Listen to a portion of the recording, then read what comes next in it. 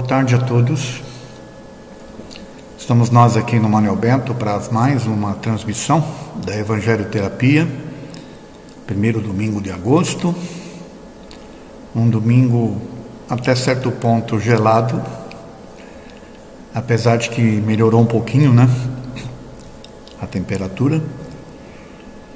E antes de nós iniciarmos a nossa palestra, eu convido a todos para que se tranquilizem aí dos seus lares. Vamos juntos mentalizar a espiritualidade superior, os espíritos que nos acolhem, que nos protegem, aqueles espíritos interessados na nossa evolução, no nosso bem-estar. Pedir que eles possam nos envolver com a sua energia amorosa, para que todos nós estejamos bem para esta tarde de hoje, para tratar do tema interessante. Enfim, que essa nossa tarde possa ser a tarde mais calorosa possível, apesar do frio. Que a energia amorosa dos espíritos, a nossa própria energia, possa nos fortalecer, possa nos iluminar e possa nos criar o calor necessário para nós estarmos bem. Nós somos luzes, conforme falou Jesus, né? Que a nossa luz prevaleça, então. Que assim seja. Bom, o tema de hoje é um tema muito importante que a gente vai estar abordando, que é a questão do medo da morte. No caso aqui, sem medo da morte. O tema é tão importante que nós vamos esse mês ter duas palestras tratando do tema. A primeira que é hoje e a outra fechando lá no final do mês, no último domingo de agosto, com o Vincenzo, que também falará sobre o tema. E por que a gente está abordando esse tema, né? Porque, na verdade, o medo da morte faz muitas pessoas sofrerem desnecessariamente. Faz muitas pessoas deixarem de viver como deveriam em função deste medo que, na verdade, é um medo inadequado. Ele é um medo que não deveria existir. Por isso que o título da palestra aqui é Sem Medo da Morte. Então vamos lá, vamos começar com uma frase. Neste mundo nada pode ser dado como certo, à exceção da morte e dos impostos. Vou ler de novo. Neste mundo nada pode ser dado como certo, à exceção da morte e dos impostos. Essa frase é do Benjamin Franklin. E o que ele está dizendo, na verdade, né? Ele constatou duas coisas que são certas na nossa vida, pelo menos na vida do espírito encarnado. O pagar impostos, que dificilmente você vai se livrar disso, né? Numa sociedade organizada da forma como ela é, capitalista ao extremo às vezes, e a morte. Então você está vivo, você sabe que você tem que pagar imposto e que você vai morrer. Essas são as duas certezas que nós temos. Algumas pessoas ainda tentam se livrar de pagar os impostos, mas não conseguem deixar de morrer. Elas podem até morrer devedoras dos seus impostos e deixar dívida para os que ficam. Mas morrer, todos nós vamos. Então isso, o Benjamin Franklin, inclusive, cunhou essa frase, porque não faz sentido, a partir do momento que você tem essas duas certezas, né, você temer a morte. O que você precisa, na verdade, é compreendê-la. Então, o que a gente vai discutir agora daqui para frente é por que o temor da morte. Se ela é uma certeza, uma das únicas, né, duas certezas da vida, por que nós a tememos? O que é que nos faz ter este temor em si, né? Esta ansiedade pelo fim da vida? Tanto que olha como a morte é retratada aí, né? Como uma coisa assim horrenda, né? A ceifadora de vidas. Por que a gente passa por essa situação, né? Por que a gente enfrenta essas coisas? Esse é um ponto. Outro ponto nós estamos discutindo isso aqui na doutrina espírita, Porque a doutrina espírita acabou com a morte, aniquilou a morte. Esta figura horrenda que nós estamos tendo aí é uma alegoria apenas, porque a morte não existe. Porque, na verdade, quem trouxe a doutrina espírita para nós foram os mortos. Poucas pessoas param para pensar sobre isso. Porque foram os espíritos que falam, mas colocam assim como se os espíritos fossem algo distante, algo que... Não. Quem trouxe a doutrina para nós, e depois o Kardec organizou, foram espíritos desencarnados. Pessoas que viveram aqui na Terra, e que estão no plano espiritual, ou estavam, pelo menos na época, né? E organizaram a doutrina para justamente desmistificar, para acabar com essa questão da incerteza sobre a morte, já que eram mortos, né? Os chamados mortos que estavam falando sobre a morte.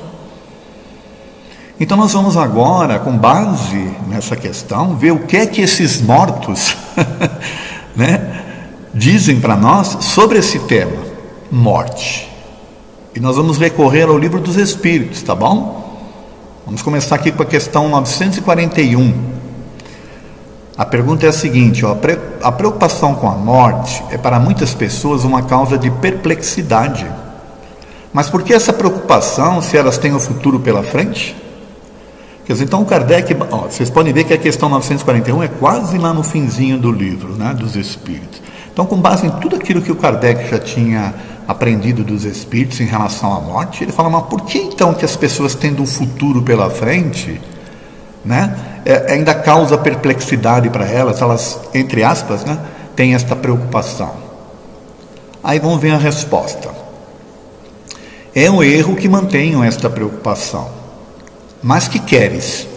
Se desde cedo procuram persuadi-las de que há um inferno e um paraíso, sendo mais certo que elas vão para o inferno, pois lhes ensino que aquilo que pertence à própria natureza é um pecado mortal para a alma? Então a resposta aqui é a seguinte, olha, desde cedo ensino para vocês que existe o inferno e o paraíso. Que você ou vai para um ou vai para outro. E que mais, que coisas que estão na natureza, né, são pecados, que vão fazer você então ir para o inferno.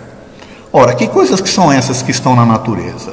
Os desejos que nós temos, os sentimentos que temos, que são da natureza do ser humano. Então nós somos às vezes considerados pecadores porque, por exemplo, temos um desejo sexual que é teoricamente proibido, é algo escuso.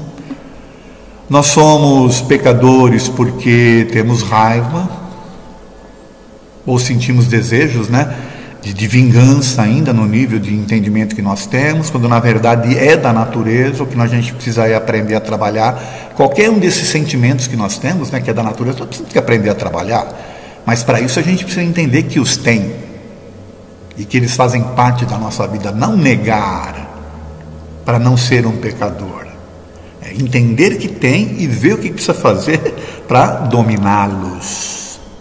É isso. É a forma como a gente enxerga. Só que desde cedo, segundo os Espíritos, nos ensinam isso. Então, aí vem o medo da morte. Por quê? Porque não existe um ser humano na face da Terra que não tenha desejos, por exemplo, que são considerados pecaminosos, ou que tenha passado por sentimentos, né, que o levem a isso. Então, qual é a consequência? Após a morte, né? Sofrer as consequências disso. Pelo menos essa é a ideia. Eles continuam aqui, assim quando se tornam adultas, se tiverem um pouco de raciocínio, não podem admitir essa crença e se tornam ateus ou materialistas. São assim levados a crer que além da vida presente nada mais há. Então aquelas pessoas que são orientadas desta forma desde cedo e que depois duvidam disso mais para frente, quando adquirem a razão, como elas não encontram nessas crenças, né, nesses dogmas, uma base racional, ou elas se tornam materialistas ou elas acreditam que não existe mais nada, porque aquilo que estão dizendo para ela que existe é um absurdo. Seria até uma coisa injusta, né? Alguém ir para o céu porque fez bem e o outro que nem sabia o que estava fazendo, ou às vezes sabia, mas não tinha outra alternativa, acaba indo para um outro lugar mais pior, né? Bom, a morte não inspira nenhum temor ao justo, porque a fé lhe dá a certeza do futuro, a esperança lhe acena com uma vida melhor, e a caridade, cuja lei praticou, lhe dá a segurança de que não encontrará no mundo para o qual vai retornar nada que deva temer. Então, olha, para o mundo que vai retornar, que já esteve lá, está retornando. Então é uma outra coisa que também não faz sentido. Se nós já vivemos de fato no mundo espiritual, e isso aqui é só uma passagem, né? Por que temer voltar? Será que nós deixamos coisas ruins lá e tememos voltar? Ou as coisas ruins estão aqui e a gente vai voltar para as coisas boas? Isso é para pensar. É muito difícil uma pessoa reencarnar em situação de desequilíbrio, por exemplo. Isso nós vamos ver em pessoas que já nascem com alguns problemas.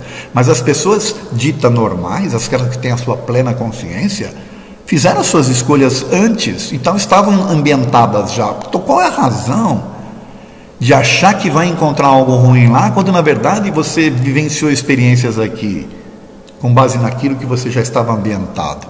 É para pensar, e não é para temer, porque você vai estar retornando para um estado, né, em que você já esteve. A questão 150b de O Livro dos Espíritos. A alma não leva nada deste mundo? A pergunta, né? Nada mais que a lembrança e o desejo de ir para um mundo melhor. Essa lembrança é cheia de doçura ou de amargor, segundo o emprego que tenha dado à vida. Quanto mais pura, mais compreenderá a futilidade daquilo que deixou na terra. Então é mais ou menos um complemento que eu venho falando. Você está deixando as suas experiências materiais aqui e voltando para o seu estado anterior, em que você já estava ambientado. Agora, dependendo do grau de influência que essas coisas materiais exercem em você, você vai sentir falta. É aí que entra a espécie de um amargor, né? Ou de um sofrimento. Você sentir falta das paixões físicas, quando agora você é um espírito. Quer dizer, você voltou ao seu estado normal.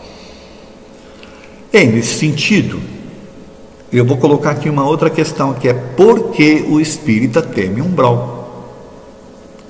Esta imagem é do filme Nosso Lar, né? Do André Luiz ali mergulhado num lodaçal, ali numa cena dantesca. Ora, se os espíritos estão dizendo que céu e inferno não existe, que só tem na cabeça das pessoas, por que nós que estudamos o espiritismo vamos temer o umbral? Aliás, isso é uma questão que eu sempre tive comigo, porque eu, antes de ler André Luiz, eu estudei Kardec. E aí, quando você lê o Nosso Lar, você fala, bom, isso aqui é uma história, isso aqui é um romance, talvez seja a história deste espírito, não é a de todos, até porque você tem outros tipos de informações sobre a situação dos espíritos no plano espiritual, como Kardec. Então, por que o espírita acaba se deixando levar por um determinado livro, sem usar do raciocínio, e acaba tendo medo do umbral? Vamos ver? Devido à falta de estudo de Allan Kardec, há uma crença comum que após a morte todos irão para o umbral. Aliás, essa crença é tão patente que tem livros, eu não vou dizer quais são, porque eu acho absurdo, dizendo que o Nosso Lar da época do André Luiz, que era uma colônia, virou uma megalópolis. Olha o nível de absurdo. Por quê? Porque todo espírita agora quer ir para o Nosso Lar. Olha a afirmativa que essa pessoa faz nesse livro dito psicografado. Um livro que é para você ler, você questionar, mas tem muitos espíritas que aceitam e que seguem sem raciocínio. Questão 87 do Livro dos Espíritos. Ocupam os espíritos uma região determinada, própria e localizada no espaço? Própria e localizada. É uma região específica. Estão por toda parte. Povoam infinitamente os espaços ilimitados. Tendes muito deles de contínuo a vosso lado, observando-vos e sobre vós atuando, sem o perceberdes. Bom, isso aqui choca muitas pessoas. Os espíritos estão ao nosso lado, meu Deus. Então preferem mandar os espíritos para o umbral, entendeu? Prefere ir para o umbral, que é uma zona de sofrimento, do que entender que os espíritos estão à nossa volta e que você também poderá estar à volta dos seus quando você desencarnar. Mas eles estão à nossa volta fazendo o quê? Aí depende de cada um. Quando há uma compreensão maior das coisas, quando há o desprendimento, se afastam, vão fazer os seus afazeres. Mas enquanto não houver, ficam à nossa volta. E aliás, isso é o que mais se vê nas comunicações dos espíritos, nas reuniões mediúnicas. Quando você ouve falar, por exemplo, que existe uma casa mal assombrada, por que ela é mal assombrada? Porque tem espírito lá. E o que o espírito está fazendo lá se ele não está no umbral? Ele não deveria ir para o umbral? Não, ele está lá na casa que ele acha que é dele. Entendeu? Bom, questão 224. O que é a alma no intervalo das encarnações? Ou seja, então, estão à nossa volta, mas o que a alma fica, O que ela é nos intervalos? Espírito errante que aspira um novo destino, que espera. Bom, é uma questão, uma resposta bem concisa, mas tem continuidade aqui, na 225. A erraticidade é um sinal de inferioridade dos espíritos? Então, o fato do espírito estar errante, ele estar à nossa volta aqui, é porque ele é inferior? Não, porquanto há espíritos errantes de todos os graus. Já dissemos que a encarnação é um estado transitório. O espírito, quando liberto da matéria, se acha no seu estado normal. Então, nós, como espíritos desencarnados, estamos no nosso estado normal. O anormal é o encarnado. Então, quando a gente acha, vamos falar com paranormal. Não, o anormal é quem está aqui vivendo. O normal é estar no plano espiritual, porque esta é a realidade do espírito. E há espíritos errantes de todos os níveis, de todos os gostos, em todas as situações possíveis. O que determina o estado dele lá é as suas crenças, seus valores, a forma como ele pensa, como ele age, as suas paixões e por aí afora. O seu nível de espiritualização também influencia. E o grau, e o apego que ele tem às coisas. Questão 231. Os espíritos errantes são felizes ou infelizes? Uma outra pergunta interessante. Estando lá no plano espiritual, nós somos felizes ou infelizes? Depende, mais ou menos, dos seus méritos. Sofrem por efeito das paixões que conservam ou são felizes conforme a desmaterialização a que hajam alcançado. Olha que coisa interessante. Depende mais ou menos dos méritos, que são as coisas que construiu, e as paixões que conservam. Podem ser felizes conforme o grau de desmaterialização, o que eu chamei antes de desapego. O grau de desapego, o não possuir vícios, o não se manter ligado a paixões físicas, é um grau de desmaterialização, que pode te tornar mais feliz, entende? Porque você não vai estar preso. Questão 1012, essa aqui é mais interessante ainda. Haverá no universo lugares circunscritos para as penas e prazeres dos espíritos segundo os seus merecimentos? Então Kardec está sendo direto aqui, Tem lá lugar específico para sofrer e lugar específico para estar bem? Ou melhor, céu e inferno? Não, as penas e os prazeres são inerentes ao grau de perfeição dos espíritos. está dizendo que não existe lugar específico nem para um nem para outro, que vai depender do grau de perfeição. Mas segue aqui, ó. Portanto, cada um traz em si mesmo o princípio de sua própria felicidade ou infelicidade. E como eles estão por toda parte, nenhum lugar fechado existe destinado a uma ou a outra coisa. Na verdade, esta parte que eu estou colocando para vocês aqui já é de um outro livro. É do livro Céu e Inferno. Mas vamos lá. Portanto, cada um traz em si mesmo o princípio de sua própria felicidade ou infelicidade. E como eles estão por toda parte, nenhum lugar fechado existe destinado a uma coisa ou outra.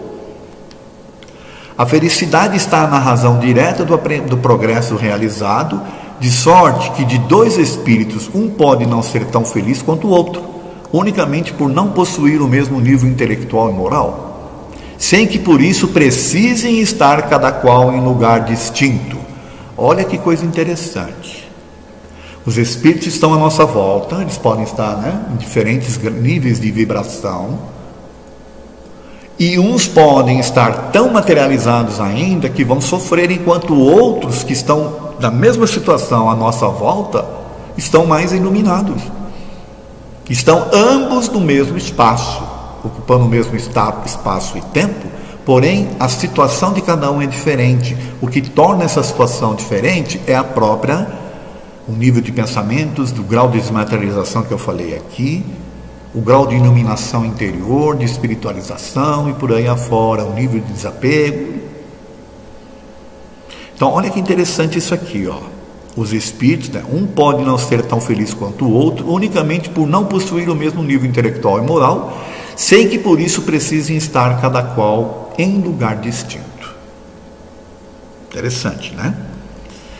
Ainda que juntos, pode um estar em trevas, enquanto tudo resplandece para o outro, tal como um cego e um vidente que se dão as mãos.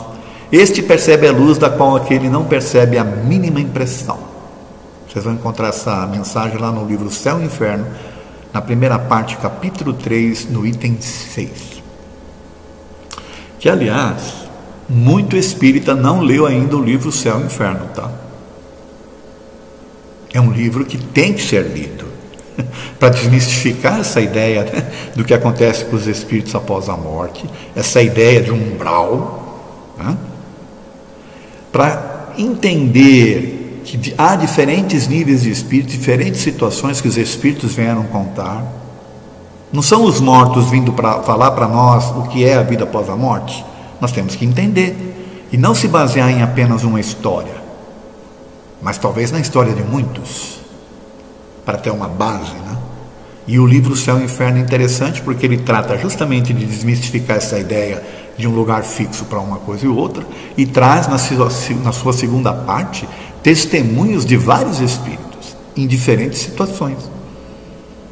Então está aí um convite para quem não leu ainda, ler este livro, O Céu e o Inferno. Bom, desmistificamos a questão da morte, agora desmistificando essa ideia de um lugar fixo para sofrimento. Mas o que acontece na morte? Essa imagem tenta mostrar isso, Corpo físico fica e o perispírito, junto com o espírito, segue. Aliás, com a mesma figura, mesma imagem do corpo físico. Mas vamos lá. Questão 154, É dolorosa a separação da alma e do corpo? O Kardec quer saber se a alma sofre para se separar do corpo, porque muitas das vezes o corpo sofre, tá certo? Mas e a alma? Não, o corpo quase sempre sofre mais durante a vida do que no momento da morte. Os sofrimentos que algumas vezes se experimentam no instante da morte são um prazer para o espírito que vê chegar o fim do seu exílio. Então, aquilo que a gente entende, o espírito se sente livre, ele está deixando para trás uma carga, às vezes de sofrimento, o corpo físico sofrendo, ele se sente aliviado. É uma coisa inusitada entender isso, mas o espírito não sofre. Na morte natural, a que ocorre ao esgotar os órgãos físicos em consequência da idade, o ser humano deixa a vida sem o perceber. É uma lâmpada que se apaga por falta de óleo. Aliás, essa coisa de deixar a vida sem o perceber é muito interessante. Eu tenho o caso de um amigo que desencarnou num programa da Rádio Boa Nova de Guarulhos, em pleno ar. Sabiam disso? Ele estava lá em pleno ar no programa e de repente ele parou um pouquinho e falou: gente, eu estou sumindo. E baixou a cabeça, desencarnou. Assim, ó. Está lá, Deus pensa, Deus cria. Deus cria o quê? Deus cria uma ideia, noção. Rapaz, eu estou sumindo. A gente vai para o intervalo e volta já já. Sabe, se esgotou os órgãos e é uma coisa natural e o espírito, né, deixa sem eu perceber. É como se uma lâmpada apagasse por falta de óleo. Gente, eu estou sumindo. Baixou a cabeça e desencarnou. Estou sumindo. Sem sofrimento, sem dor, sem nada. Deixou o corpo para trás e foi. Questão 155. Como se opera a separação da alma e do corpo? Desligando os laços que a retinham, ela se desprende. Esse desprendimento é gradual e o espírito se solta pouco a pouco dos laços que o prendiam. Estes laços se desatam, não se quebram. Então é assim. O corpo vai envelhecendo, ou então uma doença vai te consumindo fisicamente. Os laços que prende o perispírito ao teu corpo, eles vão se arrefecendo, eles vão diminuindo a intensidade de liga, né? E aí você vai se desprendendo, até chegar a hora que o corpo fale, né, de uma vez, o corpo físico, e você se desprende de uma vez. Então a alma não sente nada. Para uns é bastante rápido, sendo esse desprendimento uma libertação. Em outros, naqueles sobretudo cuja vida é toda material e sensual, é muito menos rápido, durando algumas vezes dias, semanas e até meses. Então aqui é uma coisa interessante, para alguns é rapidíssimo. O que é que depende disso? Do preparo, de como encara, dos temores que tem, do nível de influência que sente da matéria e tal. Para outros demora mais, por quê? Porque se sente preso às coisas. Tem seus vícios, tem suas paixões, tem essas coisas todas e não quer deixar. Porque teme o que vai encontrar do outro lado. Então o temor da morte atrapalha também nesse aspecto, do desprendimento ser mais rápido. Não? Questão 156, a separação definitiva entre a alma e o corpo pode ocorrer antes da falência completa da vida orgânica? Essa é uma questão interessante. Então a alma pode se desprender antes que o físico, né, venha à falência total? Na agonia, às vezes a alma já deixou o corpo, que nada mais tem do que a vida orgânica. Olha que coisa interessante. Às vezes a gente vê uma pessoa que teoricamente está ali desculpe o termo que eu vou usar, né, no estertor da morte, mas é só o físico, né, que ainda está exaurindo o fluido vital, né, que mantém o corpo, porque a alma já foi. O corpo ainda exerce algum tipo de vida orgânica até se esvair, né, totalmente o fluido vital, mas a alma já foi. É o que eles estão falando aqui. A pessoa não tem mais consciência de si mesma e, não obstante, ainda lhe resta um sopro de vida. Quer dizer, vida física, não a vida espiritual. O corpo é uma máquina que o coração põe em movimento. Se mantém enquanto o coração ele se mantém enquanto o coração lhe fizer circular o sangue pelas veias, e para isso não necessita da alma.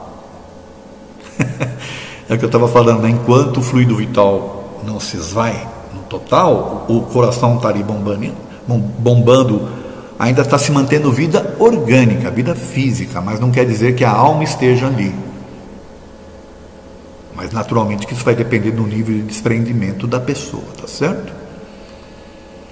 Questão 157. No momento da morte, a alma tem às vezes uma aspiração ou êxtase que a faz entrever o mundo para o qual regressa. De novo, o mundo para o qual regressa. A alma sente muitas vezes que se desatam os laços que a prende, né, ao corpo, e então emprega todos os seus esforços para se desligar de uma vez. A alma anseia por sair, principalmente se está numa situação de sofrimento, né? Dor física, por exemplo. Então, dentro de tudo isso que a gente já viu com base no livro dos Espíritos, falado pelos mortos, a gente chega à conclusão que a morte não existe. E esta figura tenta demonstrar isso, né? É você indo para a luz, não indo para o umbral, entendeu? Indo para a luz. Só que essa questão da morte não existe, não sou eu que estou dizendo, não é a doutrina espírita. Existem cientistas e pesquisadores falando sobre isso, que é o que a gente vai abordar agora. Os mistérios da morte fascinam, impressionam e assustam o ser humano desde os tempos imemoriais. Então já faz tempo que a gente sofre, né, por esse mistério, por esse medo. Lendas, uma série de coisas são criadas, né, de perseguições, bom, em toda a humanidade. O que poucos sabem, porém, é que nos últimos 100 anos inúmeras pesquisas científicas comprovam que a morte não existe. Ian Curry, canadense, ator, sociólogo, pesquisador psíquico, este senhor que está aí. Tem cara mesmo de americano, né? Mas no caso aqui ele é canadense, tá? O Ian Curry, ele tem um livro, ó, Você Não Pode Morrer, You Cannot Die. Tá? E neste livro ele traz algumas coisas interessantes. Ele fala assim, ó, poucos sabem que a morte, o adversário mais antigo, misterioso e inexorável do ser humano, vem sendo sistematicamente estudada nos últimos 100 anos por cientistas e pesquisadores de diferentes áreas de interesse. Então são cientistas e pesquisadores de diferentes áreas de interesse nos últimos 100 anos. O resultado desse esforço é um grande número de descobertas fascinantes que levam a 4 conclusões inevitáveis. Então nós vamos ver agora 4 conclusões, né, que eles tiram de toda essa base de estudos de 100 anos e de diferentes pesquisadores, tá? Primeiro, ó, os seres humanos sobrevivem à morte física. Então essa é a primeira grande questão, a morte não existe. Por quê? Porque nós sobrevivemos à morte física. Segundo, ó, continuamos existindo após a morte em diferentes níveis de consciência e criatividade, numa esfera extrafísica que normalmente os seres humanos não percebem. Então, olha a conclusão interessante aqui. Diferentes níveis de consciência e criatividade. Vem corroborar aquilo que a gente vem falando até agora, né? Do nível de apego, de desinteresse, de nível de desmaterialização. É mais ou menos isso aqui. Numa esfera extrafísica que o ser humano não percebe, a não ser que ele seja médium. Tá certo? 3. Periodicamente deixam esta esfera extrafísica quando então o indivíduo assume novo corpo, momento em que se apaga toda a sua memória e a sua lembrança de suas vidas anteriores. Então o que eles estão falando aqui? A morte continua, quer dizer, o ser humano continua vivo em diferentes níveis de consciência e periodicamente retorna num corpo novo, reencarna, quando esquece então das suas vidas anteriores. E 4, reencarnações sucessivas não ocorrem por acaso, mas parecem estar ligadas por uma misteriosa e fascinante lei causal. Então olha aquilo que eu já falei aqui inclusive na palestra. Ninguém reencarna assim, né, peremptoriamente. Existem razões para o reencarne, existem as escolhas. Lá no livro dos Espíritos, né, tem a escolha das provas, que é as questões 258 até a 273, que é mais ou menos o que ele fala aqui, ó, não é por acaso, mas estão ligadas a uma fascinante lei causal, causa e efeito. Não? Então essas são as conclusões desses cientistas pesquisadores ao longo de 100 anos e que o Ian Curry traz mais ou menos aí no seu livro, tá bom? Nesses 100 anos que eu estou falando de diferentes, quais são as áreas de pesquisas que existem, né, do pós-morte? Vamos ver? Dessas que o Ian Curry, inclusive, fala. Uma delas é a eletrônica, através da TCI, que é transcomunicação instrumental. Então, os espíritos se comunicam através de gravadores, se comunicam através de celular, telefone, recados em secretária eletrônica. imagens de espíritos ou do plano espiritual através de câmeras que são colocadas na frente da televisão, sabe? Eles colocam a câmera filmando aquele canal 3 da televisão que faz aquele chuvisco, deixa a câmera ligada lá, filmando. Depois vão lá, recolhem, rebobinam a fita e tem a paciência de ficar assistindo. De vez em quando surgem umas imagens no meio daqueles chuviscos ali. Isso é transcomunicação instrumental. É uma área de pesquisa de diferentes pessoas. Outra área de pesquisa é a psiquiatria, através de inúmeros psiquiatras, né, que se colocaram a estudar os fenômenos do pós-morte, ou através de hipnoses, através de conversa, através de pesquisas e por aí afora. Né? A área mais, eu diria que o mais comum nessas questões da pesquisa psiquiátrica é a experiência de quase morte. Pessoa que quase morreu e depois volta para contar o que viu do outro lado, né? Que é EQM, experiência de quase morte. Uma outra área de interesse é a da psicologia, e aí meio que em paralelo com a psiquiatria, né? A diferença é que a psiquiatria é mais num aspecto de pegar pessoas que já passaram por experiências, e na psicologia é mais o uso da hipnose para levar a pessoa a um estado anterior, que é o que se chama aí de pesquisa, né? De vidas, de vidas antes da morte, né? Tá? É levar a pessoa, né, para um estado anterior, tá bom? Outra área é a medicina em geral, e aí são vários médicos pesquisando, principalmente essas questões, médicos oncologistas, médicos que trabalham com pacientes terminais. Existem inúmeros trabalhos feitos por esse pessoal, tá? Pelos relatos que os pacientes contam, daquela questão do êxtase da morte, daquilo que eles percebem quando estão chegando perto da morte, né? Os médicos relatam coisas muito interessantes. Uma outra área é o jornalismo, tá? O jornalismo, inclusive, porque existem jornalistas que pesquisam esses médicos e esses outros pesquisadores, tá certo?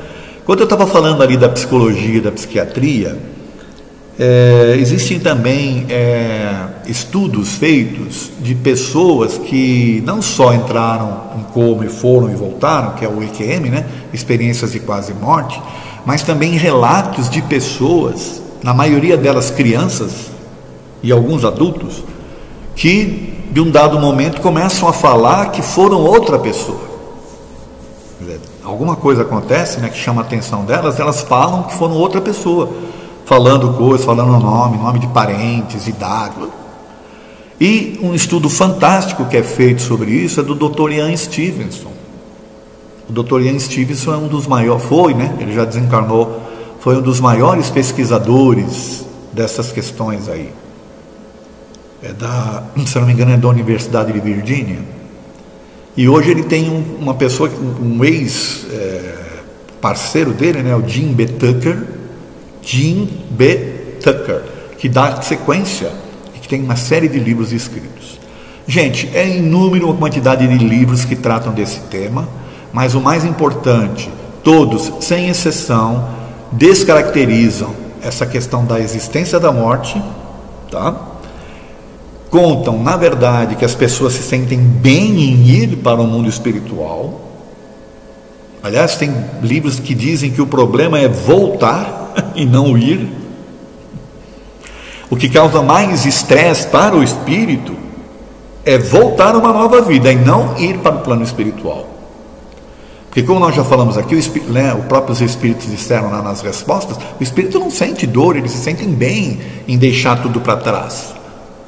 O que atrapalha às vezes é as crenças. E os relatos que essas pessoas trazem para os psicólogos ou os psiquiatras, tá? É justamente esse.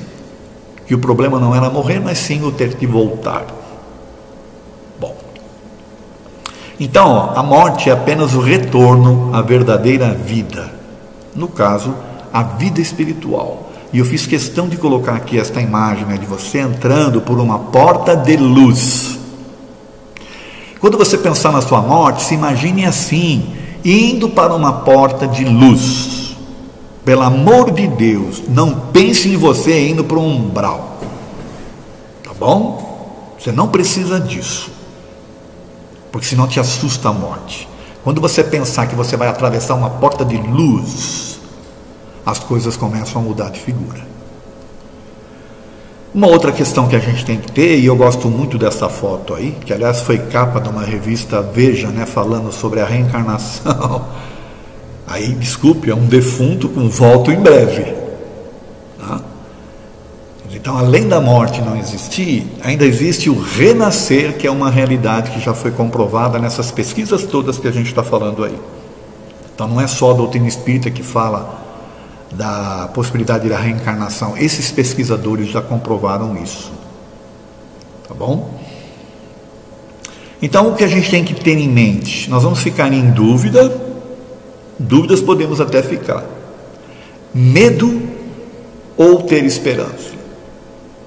A escolha sabe de quem é? De cada um. Eu, vou ser bem sincero para vocês, eu posso ficar um pouco na dúvida, mas eu tenho muita esperança e nenhum medo. Em face de tudo aquilo que eu já estudei e tudo aquilo que eu já pude presenciar. Posso ficar em dúvida de quando vai ser o momento e de como eu vou reagir em relação a ele. Mas eu vou ter sempre uma esperança de ter a luz diante de mim. Porque eu tento me iluminar, né, a cada dia, tá certo? Tento. E eu vou encerrar agora com essa frase. A ignorância, ou melhor, a demência humana é tão grande que alguns são levados à morte justamente pelo medo da morte. Olha que interessante essa frase. A ignorância, ou melhor, a demência humana é tão grande que alguns são levados à morte justamente pelo medo da morte. Ou seja, o medo da morte causa a morte. Aí vocês vão falar, puxa, essa frase é um desses pesquisadores recentes aí, desses últimos 100 anos, que você viu, Edson? Você está falando aqui? Não. Sabe de quem é essa frase? Sêneca. Olha quantos mil anos o Sêneca cunhou essa frase.